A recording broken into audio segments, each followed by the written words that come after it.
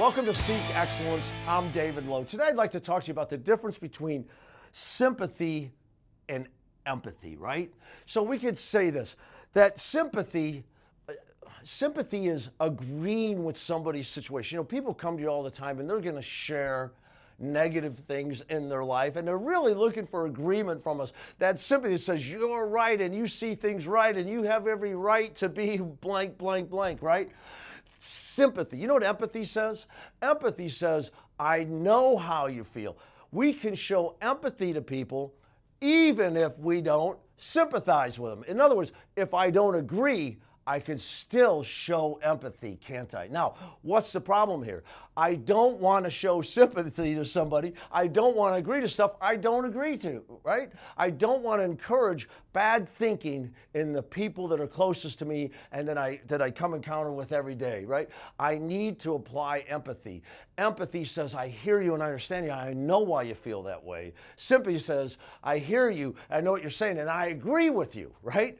There are times when we will agree, but a lot of times people are venting and talking and they're bent one direction or the other and not necessarily on a clear path forward, right?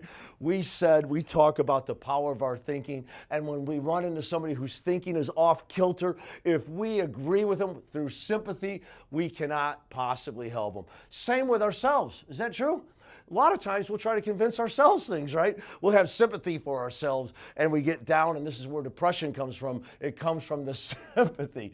You know, empathize. You know, I know I feel this way. It's common to feel this way. I'm not a bad person, but, and correct your behavior.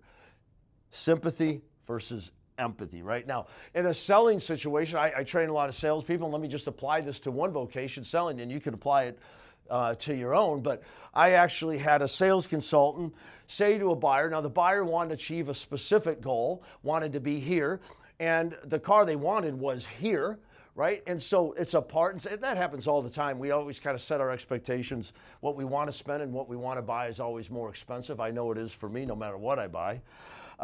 And the salesperson actually moved from empathy, which is the salesperson's role, to sympathy, and says, yeah, I know what you're saying. I don't know why they won't do this for you.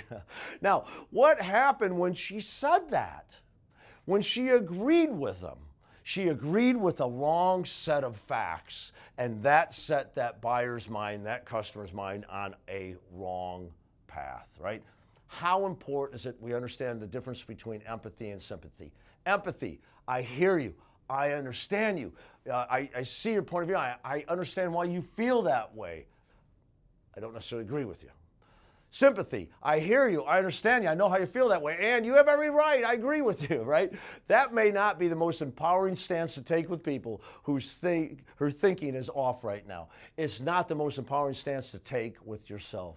This is David Lowe, and I'm encouraging you to seek excellence in the way you think and the way you act, the things you do, why you do them, and how you do them every day.